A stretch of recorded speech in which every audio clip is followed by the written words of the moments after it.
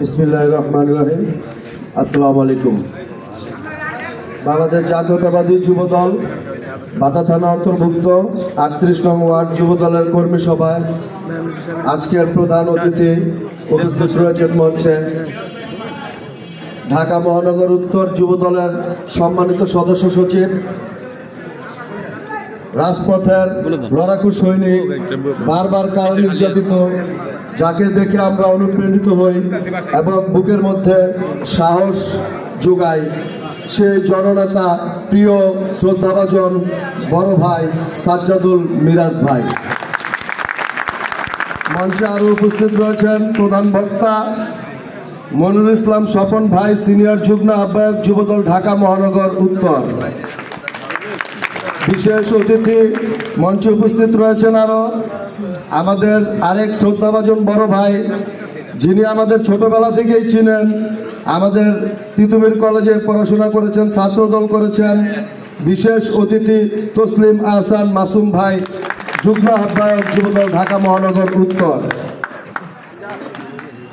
এবং আমার সদস্য সচিব আজকে সঞ্চালনায় রয়েছেন লোকমান হোসেন হীরা সহ বিভিন্ন ওয়ার্ড থেকে যারা এখানে এসেছেন আমার এই কর্মী সভা সফল করার লক্ষ্যে। তাদের সকলকে আমার ব্যক্তিগত পক্ষ থেকে এবং ৩৮ নং ওয়ার্ড যুবদলের পক্ষ থেকে আন্তরিক শুভেচ্ছা ও অভিনন্দন। আমি বক্তব্য দিব না, বক্তব্য দিবেন আমাদের প্রধান অতিথি, আমাদের দিক নির্দেশনা দিবেন প্রধান অতিথি। আর আমি শুধু দুটো কথা বলতে চাই, সেটা হচ্ছে আমরা গতকালকে পর্যন্ত 4টা পর্যন্ত আমরা জায়গা ঠিক করতে পারিনি আমরা কোথায় করব, আজকের কর্মী সভাটা কোথায় করব।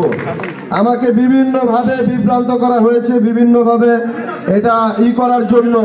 এটা আমি পরবর্তীতে হয়তো আমার সিনিয়র নেতৃবৃন্দদের সাথে আলাপ আলোচনা করবো এবং তাদের জানাবো। আমি একটি জায়গা ঠিক করেছিলাম, ওই জায়গাতে অনেকভাবে বাধা আসছে। এরপর আরও একটি জায়গা ঠিক করেছি, ওইখানেও বাধা আসছে। আমি অবশেষে এখানে আমাদের আজকের প্রধান অতিথি মিরাজ ভাইয়ের সাথে আলাপ আলোচনা করে এই জায়গাটা মানে গতকালকে বিকেল 4টায় ঠিক করেছি।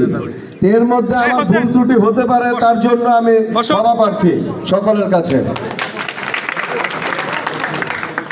আমরা বিগত সময় বাড্ডা থানার নেতৃত্বে কিংবা ঢাকা মহানগর উত্তরের নেতৃত্বে রাজপথে ছিলাম। রাজপথে থেকে যে কোনো কর্মসূচি আমরা পালন করেছি। 2011 সালে আমি ফার্স্ট অ্যারেস্ট হয়েছিলাম এবং জেলে ছিলাম, পুরান জেলে। এরপর আরো 3বার অ্যারেস্ট হয়েছি, বাসায় থাকতে পারিনি।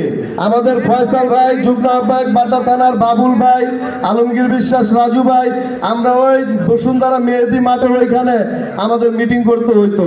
আমরা ওইখানে বসে চা খাইতাম, ওইখানে মাসের পর মাস আমাদের ওদিকে থাকতে হইতো। আমরা বাসায় ঢুকতে পারি নাই, আমাদের বউ বাচ্চা, বাবা মা কারো মুখ দেখতে পারি নাই। এমনকি আন্দোলনের সময় আমি আমার বাবাকেও হারিয়েছি। তা এগুলো আমরা এখন বলবো না, এগুলো বলার সময় নাই, সময় স্বল্পতা। তাই অল্পের মধ্যে আমি বলতে চাই, আমাদের আজকে যে সিনিয়র নেতৃবৃন্দ রয়েছেন তাদের বলবো, আপনাদের কাছে আমার আকুল আবেদন, আপনারা বাড্ডা থানার একটি যোগ্য কমিটি আমাদের উপহার দিবেন। থানা কমিটি যোগ্য ব্যক্তিদের দিয়ে যোগ্য কমিটি উপহার দিবেন। কারণ বাড্ডা থানার প্রতিটি ওয়ার্ড, প্রতিটি ইউনিট বিশৃঙ্খলা সৃষ্টি আছে এবং প্রতিটি জায়গায় আপনারা শৃঙ্খলা চাইলেও পাবেন না যতদিন পর্যন্ত আপনারা একটি যোগ্য বাড্ডা থানা উপহার আমাদের না দিতে পারবেন। এই বলে আমি আমার সংক্ষিপ্ত বক্তব্য শেষ করছি। সকলকে ধন্যবাদ। বাংলাদেশ জিন্দাবাদ, শহীদ জিয়া অমর হোক, তারুণ্যের অহংকার তারেক রহমান জিন্দাবাদ, খালেদা জিয়া জিন্দাবাদ। সকলকে ধন্যবাদ। আসসালামু আলাইকুম। সংগ্রামী নেতৃবৃন্দ।